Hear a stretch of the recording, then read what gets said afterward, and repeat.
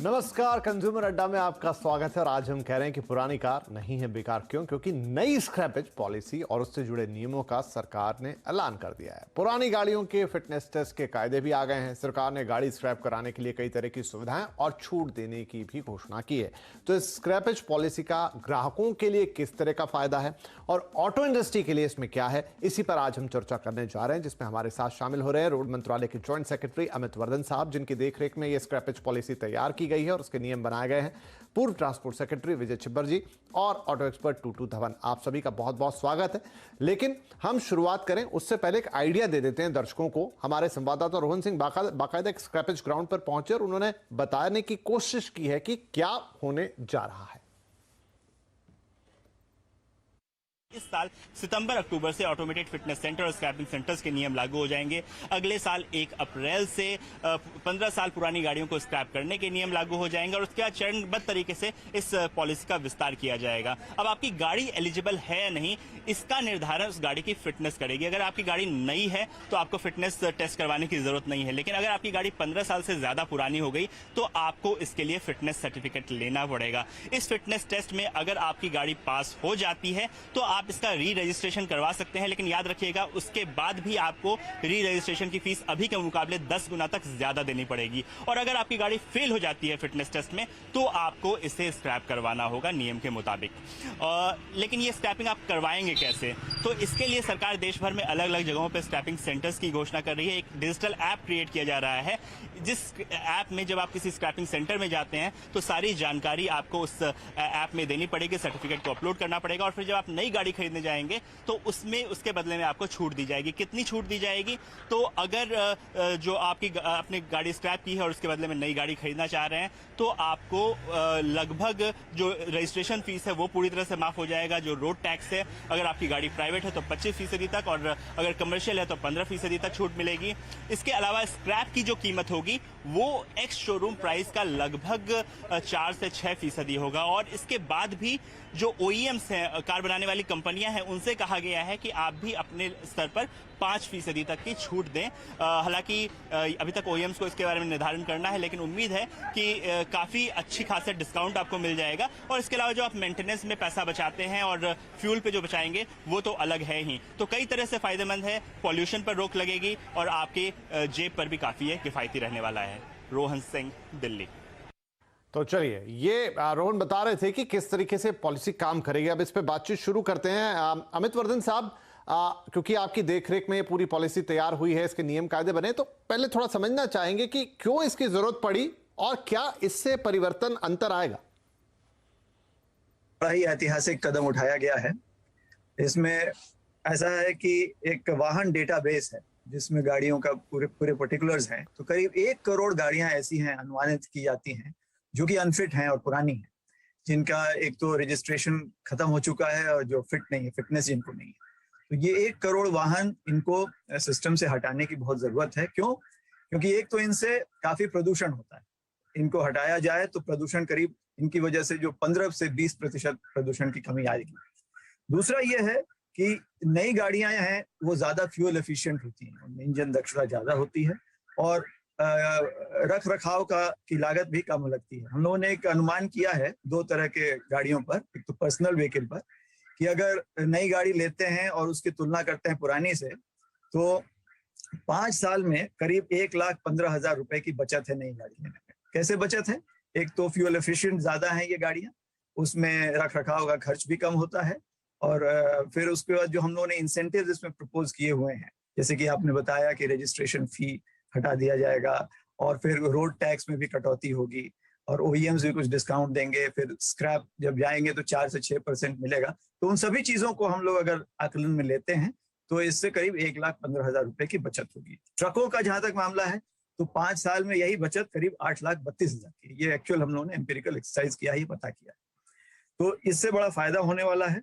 और एक तो ये है कि इससे जो कच्चा माल निकलेगा, ये कच्चा माल होगा ऑटोमोटिव, इलेक्ट्रॉनिक और स्टील उद्योग के लिए, और ये कम लागत में होगा। इससे कॉस्ट ऑफ प्रोडक्शन भी हो सकता है करीब 30% कम हो जाए।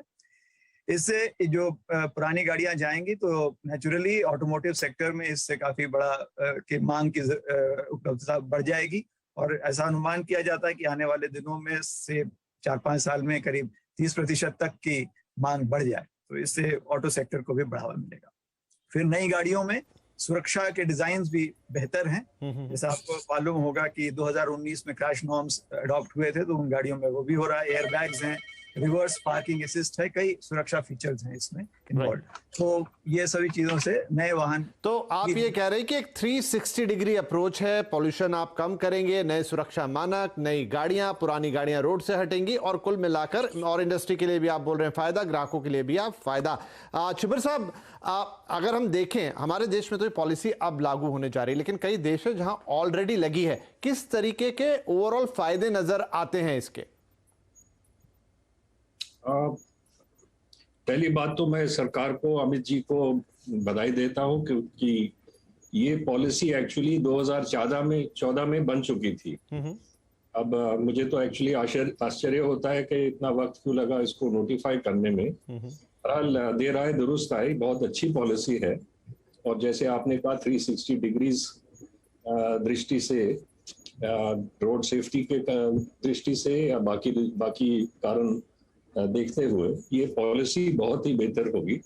इसके बेसिकली 3 पहलू हैं इस पॉलिसी के। एक तो एनवायरनमेंट एस्पेक्ट है जो अमित जी ने इशारा किया, क्योंकि one of the major cause of pollution is vehicle movement and vehicle traffic.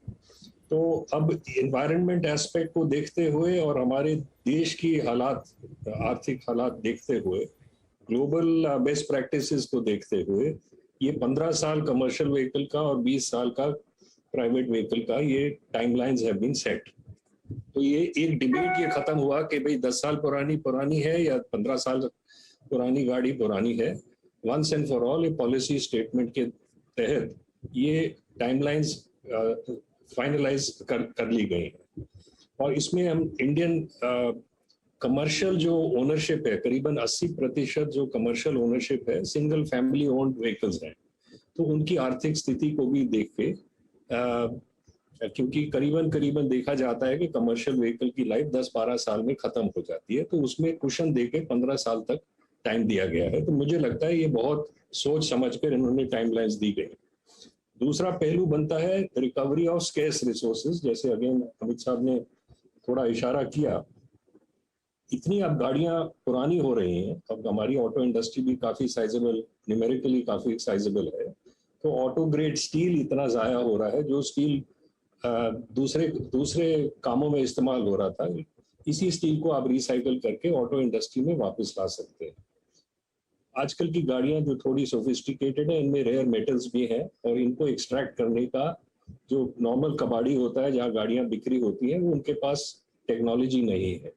अब अगर आप प्रोफेशनल स्क्रैपिंग यार्ड में भेजेंगे तो वो रेयर मेटल्स को एक्सट्रैक्ट कर सकेंगे। सिमिलरली इलेक्ट्रॉनिक्स एंड इलेक्ट्रिकल्स को आप एक्सट्रैक्ट कर सकेंगे। और मोस्ट इम्पॉर्टेंट जो कार ओनर है, वाहन का जो मालिक है, अभी वो कबाड़ी में बेचता था, उसको ये नहीं पता था कि इस गाड़ी का मुझे क्या मूल्य दाम मिलेगा। Right. Through this policy there is a certainty कि मुझे करीबन इतना दाम वापस मिलेगा। ये दूसरा पहलू है। और तीसरा पहलू है interest of the auto sector. Auto sector को भी अब ये टाइमलाइंस के मुताबिक उनको क्लियरली दिख रहा है कि अगले साल में कितनी गाड़ियां स्क्रैप में जाएंगी, मतलब कितनी नई डिमांड पड़ेगी। तो assured volumes in respect of particularly commercial vehicles उनके सामने है। सो इस सारे दृश्य में the most important thing is वाहन की स्वास्थ्य और वाहन का उम्र। जी।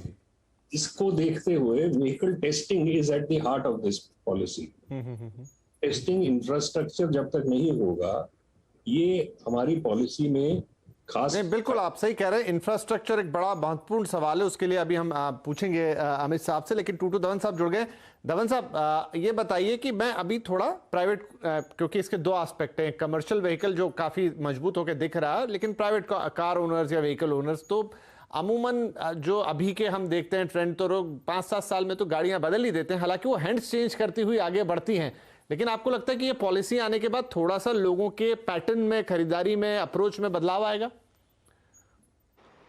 देखिए साहब, ये बदलाव तो तब आएगा जबकि हमारा माइंड सेट चेंज होगा। हम हिंदुस्तानी, वी आर वेरी कंजर्वेटिव, और हम बड़े आसानी से अपनी पुरानी चीज को कबाड़ में नहीं फेंकते, और जो कबाड़ में फेंकी भी है तो we want full value for it. और दूसरी बात यह है कि कुछ ऐसी गाड़ियां हैं जो नई टेक्नोलॉजी के साथ बनी हुई हैं और उनकी लाइफ लॉन्ग लाइफ काफ़ी ज़्यादा है in terms of environment protection as well as fuel consumption, comfort, maintenance and cost to ownership। तो ये सब चीज़ें देखते हुए कई बार ऐसे भी होता है कि जो सर्विस क्लास के लोग होते हैं वो अपनी रिटायरमेंट से पहले ही कुछ दिन गाड़ी नहीं खरीदते हैं जो कि उनको उनके लाइफ टाइम के लिए काम करेगी। तो वो 20 साल के बाद if that car has to be condemned and thrown away as scrap, so he may not be able to buy another one because उनके पास budgets नहीं होते, they have limited budgets and they are trying to live in within those means। so ये भी problem है। और साथ साथ में ये सबसे बड़ी एक चीज जो देखने वाली ये है कि who is going to be the ultimate beneficiary of the second hand car which is sold।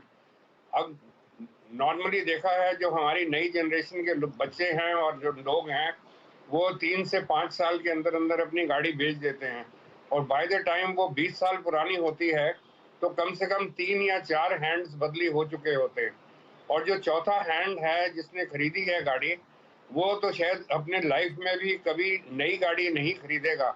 तो जो benefit of giving your salaries and getting taxation relief and benefits of handing over the salvage, वो किसके पास जाएगा? नहीं, ये आप important सवाल उठाया टूटू साहब। मैं अमित जी से जानने की कोशिश करता हूं। तो अमित सर, जो टूटू सर 1-2 पॉइंट उठा रहे हो, खासतौर पे जैसा हमने कहा कि जिस तरह से भारत में कार का पूरा मामला रहता है, तो चौथे 5वें हाथ में जब वो जाती है तो वहां से फिर वो गाड़ी कैसे स्क्रैपेज पे पहुंचेगी, नंबर 1। एंड नंबर 2, जो एक बात थी कि इंफ्रास्ट्रक्चर, कितने स्क्रैपेज सेंटर हैं तैयार हमारे पास ये सब करने के लिए? देखिए, जहां तक इंफ्रास्ट्रक्चर का सवाल है तो मार्केट में काफी उत्साह है इस पूरे प्रपोजल के प्रति। और मैं आपको बता दूं कि 13 अगस्त को जब आदरणीय प्रधानमंत्री जी ने इस पॉलिसी को लॉन्च किया गांधीनगर में, तो वहां उसी फंक्शन में 7 MOUs साइन हुए, 6 गुजरात में और 1 आसाम में, जो लोग स्क्रैपिंग सेंटर बनाने को इच्छुक हैं, स्क्रैपिंग सेंटर और ऑटोमेटेड टेस्टिंग स्टेशन।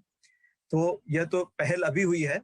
ऑलरेडी अभी 3 स्क्रैपिंग सेंटर्स हैं यहाँ पर। एक कंपनी है जो महिंद्रा और MSTC की जॉइंट वेंचर है, उन्होंने पुणे, चेन्नई और ग्रेटर नोएडा में स्क्रैपिंग सेंटर्स बनाए हैं। मारुति भी इसमें आ रही है, और अभी जो MOU साइन हुए हैं उसमें टाटास भी हैं। तो सारे जो मेजर प्लेयर्स हैं वो इसमें आएंगे, और हम लोग अनुमान करते हैं कि अगले कुछ वर्षों में करीब 50 से 70 स्क्रैपिंग सेंटर्स आएंगे और ऑटोमेटेड टेस्टिंग स्टेशंस भी आएंगे। इसमें लागत कोई बहुत ज्यादा नहीं है। ATS जो है, ऑटोमेटेड टेस्टिंग स्टेशन, उसमें 6 से 14 करोड़ की लागत है, और स्क्रैपिंग सेंटर में 14 से 20 करोड़ की लागत है। तो प्लेयर्स आएंगे इसमें और इस उत्साह के साथ आगे बढ़ेंगे। हम लोग हर रोज कई स्टेट गवर्नमेंट से, कई इन्वेस्टर्स से, प्लेयर्स से बातचीत कर रहे हैं, कोऑर्डिनेट कर रहे हैं, ताकि इसमें ट्रैक्शन हो, जनरेट हो और लोग इसमें आए। तो इसमें मैं देखता हूं कि आने वाला समय बहुत ही बढ़िया होगा। इस क्षेत्र में लोगों में काफी उत्साह है इसके प्रति। जो एक सवाल टूटू साहब ने लिया था कि जब चौथे हाथ में गाड़ी पहुंचती, वो गाड़ियां कैसे आएंगी? जिसके पास ओनरशिप पेपर्स होंगे, जो रजिस्टर्ड ओनर है, वो लेके जाएगा, तो वो स्क्रैपिंग सेंटर में उन गाड़ियों को लिया जाएगा। तो मतलब ये है कि अगर गाड़ी की पेपर्स तो चाहिए ही होंगे, जी, गाड़ी की मियाद अगर हो जाती है और किसी के पास तब भी वो गाड़ी मौजूद रहती है, तो क्या उससे वो ले ली जाएगी या उसे नोटिस दिया जाएगा? नहीं, इसमें ऐसा है, थोड़ा सा मैं कंफ्यूजन क्लियर कर दूं जी। ये जबरन नहीं है, ये वॉलंटरी पॉलिसी और ये फिटनेस रिलेटेड पॉलिसी है। राइट। हम लोग ये कह रहे हैं कि ये जो ऑटोमेटेड टेस्टिंग स्टेशंस होंगे, इसमें गाड़ियों की फिटनेस जांच होगी। अगर वो गाड़ी फेल, और उसमें बड़े क्लियर पैमाने हैं कि क्या क्या टेस्ट होंगे, पास फेल कैसे होगा, और ये बड़े ट्रांसपेरेंट ढंग से होगा, ऑटोमेटेड ढंग से होगा, इसमें ज्यादा ह्यूमन इंटरवेंशन होगा नहीं। तो अगर मान लीजिए गाड़ी फेल हो जाती है, तो जो व्हीकल ओनर है उसको फिर एक मौका दिया जाएगा, 30 दिन का विंडो है, उसमें वो कह सकता है कि मैं फिर से इसको सुधार करूंगा, रिपेयर करूंगा, और उसके बाद फिर से वो टेस्टिंग में ला सकता है जी। अगर मान लीजिए उसके बाद भी फेल कर गए, तब भी एक अपील का प्रावधान है जो 7 दिन के अंदर करना है। तो 3 ऐसे मौके होंगे। अगर उसके बाद भी गाड़ी फेल हो जाती है तो उसे एंड ऑफ लाइफ व्हीकल माना जाएगा। उसके बाद उस गाड़ी को ले जाना होगा रजिस्टर्ड व्हीकल स्क्रैपिंग फैसिलिटी में, जो स्क्रैपिंग सेंटर हम लोग कह रहे हैं। तो ये arrangement, it is not age based, it is fitness based. ठीक है, बढ़िया है। तो एक ऐसी क्रांतिकारी पॉलिसी जो देश के ऑटोमोटिव सेक्टर को, जैसा हमने कहा 360 डिग्री, उसमें एनवायरनमेंट भी हो गया, उसमें इंडस्ट्री भी हो गई, उसमें ग्राहक भी हो गए, उसमें जो स्क्रैपेज निकल रहा है इतना सारा, आखिर इतनी गाड़ियां इकट्ठी होंगी और वो पुरानी होंगी तो जाएंगी कहां, इन सब का ख्याल और एक 360 डिग्री अप्रोच। एक छोटा ब्रेक लेते हैं, ब्रेक के बाद थोड़ा कमर्शियल गाड़ियों पे फोकस करते हैं, क्योंकि वहां पर वाहन जल्दी पुराने होते हैं। क्या ज्यादा, जैसे सर बता रहे हैं कि अमित जी 8 लाख 8.25 लाख के आसपास का फायदा, तो ये बड़ी चीज है क्योंकि बिजनेस के अंदर वो पैसा मैटर करता है। तो इस चीज पे हमारा फोकस रहेगा। एक छोटा सा ब्रेक लेते हैं।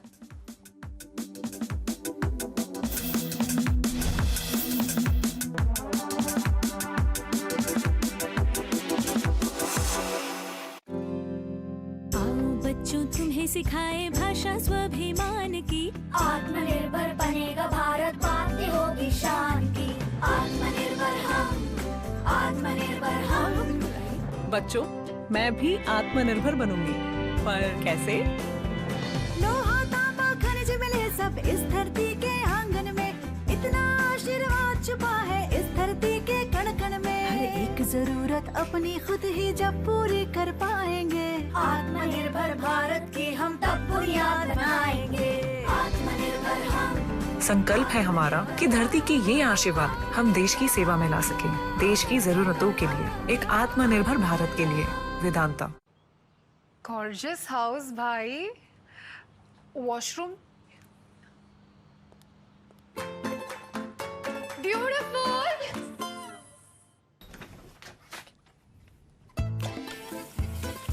Sensitive, touch free. ठंडा ठंडा, नॉट ठंडा। Thermostatic shower. Space saving tankless toilet. Hindware Italian collection. So thoughtful. Yeah. But it's so beautiful. Actually, thoughtful is beautiful. Hindware Italian collection.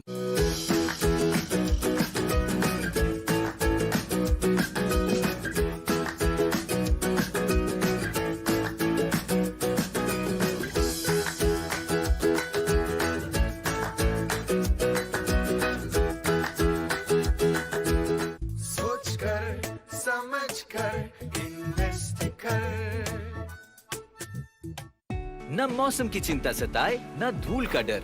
अब घर चमके हर मौसम। Sheen Max by SD paints, values beyond colours.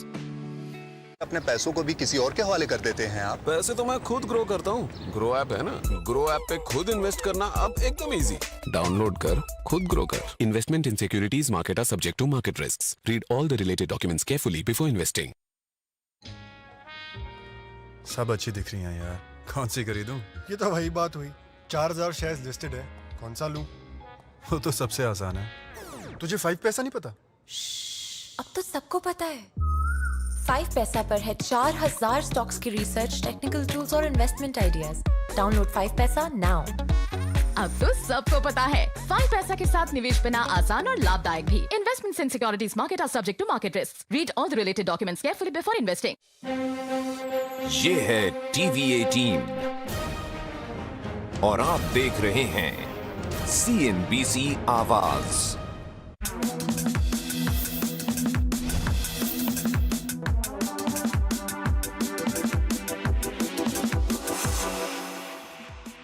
Welcome back. Consumer अड्डा में बात हो रही नई स्क्रैपेज पॉलिसी की और फटाफट आगे बढ़ते हैं। आप इसके थोड़े कमर्शियल व्हीकल एस्पेक्ट पे हम बात करते हैं। तो विजय साहब, आपने जिक्र भी किया, और क्योंकि कमर्शियल व्हीकल का एक बहुत बड़ा कारोबार है और वहां पर उस तरीके से, मतलब जैसे प्राइवेट ओनर के गाड़ी खरीदने की अप्रोच अलग होती है, लेकिन कमर्शियल व्हीकल अलग तरीके से खरीदे जाते हैं। और सर ने जैसा बताया कि करीब 8-8 लाख रुपए का अंतर 5 साल में पड़ेगा। तो क्या ये पॉलिसी कमर्शियल व्हीकल इंडस्ट्री भी और ओनर्स भी दोनों को बेनिफिट करेगी? चिबर साहब। बिल्कुल, ये पॉलिसी एक्चुअली काफी सोच समझ के डिजाइन की गई है। कमर्शियल व्हीकल की लाइफ नॉर्मली 10-12 साल से अधिक नहीं होती, और देखा जाता है कि जो वाहन हाईवेज पे चलते हैं 10 साल तक, उसके अगले 5-6 साल के लिए फिर वो शहरों के आसपास छोटा मोटा काम मट्टी ढोने का, ईटा ढोने का वगैरह वगैरह काम पे लगाए जाते हैं। असली कमर्शियल एक्टिविटी 10-12 साल में उनकी खत्म हो जाती है। तो मुझे लगता है कि 15 साल जो इस पॉलिसी के तहत जो लाइफ दी गई है ये एडिक्वेट है, इसमें कुशन भी दिया गया है और इससे ज़्यादा कमर्शियल व्हीकल की लाइफ बिल्कुल नहीं होनी चाहिए, क्योंकि इसके बाद 10-12 साल के बाद ये व्हीकल पोल्यूशन में अधिक पोल्यूशन करने लगती है। सो मुझे लगता है कमर्शियल व्हीकल्स के लिए ये बिल्कुल सही पॉलिसी है। और ये इसमें पॉलिसी में ये भी देखा गया कि बल्क ऑफ द व्हीकल जो कमर्शियल फ्लीट है वो इंडिविजुअल ओनरशिप पे है, मतलब ड्राइवर ओनर है, उसके पास 1 या 2 वाहन है।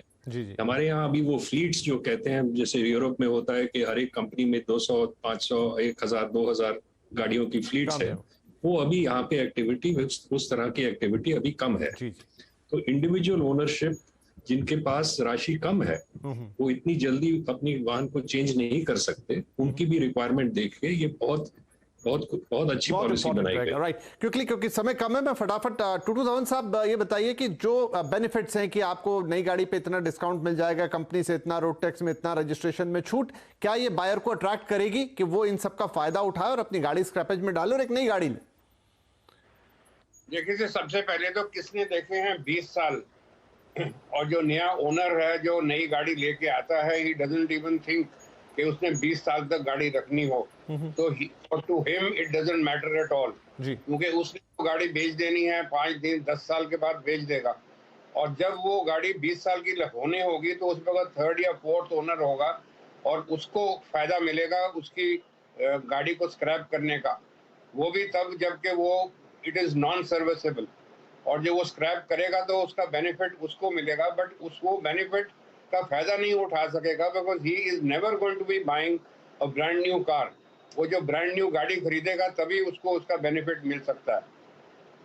सर, तो ये चर्चा हमने कर ही ली, यहाँ थोड़ा सा एक ग्लट दिख रहा है, लेकिन एट लास्ट विजय साहब, माफ कीजिए अमित साहब, क्विकली मैं आपसे जानना चाहूंगा कि ये पूरा जो प्लान है, स्क्रैपेज सेंटर पॉलिसी, एक्शन में कब से आ जाएगा, जहां से आपका साइकिल घूमना शुरू हो जाए? ये एक्शन में आ चुका है एक तरह से। हम लोगों ने सारे रूल्स के ड्राफ्ट नोटिफिकेशंस निकाले थे, लोगों के जवाब आए हैं स्टेक होल्डर्स के, उस पर हम लोगों ने काम कर लिया है और फाइनल रूल्स कुछ दिनों में निकल जाएंगे। जो ऑटोमेटेड टेस्टिंग स्टेशन के रूल्स और स्क्रैपिंग सेंटर के रूल्स वो प्रभावी होंगे 25 सितंबर से, और जो बाकी उसमें रजिस्ट्रेशन फी बढ़ाने का वो सब भी रूल्स 25 सितंबर से प्रभावी हो जाएंगे। ओके, राइट, तो बिल्कुल तैयार है ये पॉलिसी और स्क्रैपेज सेंटर्स के लिए। जैसा उन्होंने कहा कि टेंडर जारी कर दिए गए हैं और वो भी हमें जल्द बनते हुए दिखाई देंगे, बट अब ये है कि इसके रिजल्ट आते आते थोड़ा वक्त लगेगा, और उससे जो हम 360 डिग्री अप्रोच की बात कर रहे हैं, कहां कितना फर्क आया वो भी देखने में साफ हो जाएगा। तो एक नई शुरुआत है, इसके रिजल्ट्स का इंतजार रहेगा। फिलहाल आप सभी का इस कार्यक्रम में शामिल होने के लिए और अपनी राय रखने के लिए बहुत शुक्रिया। नमस्कार।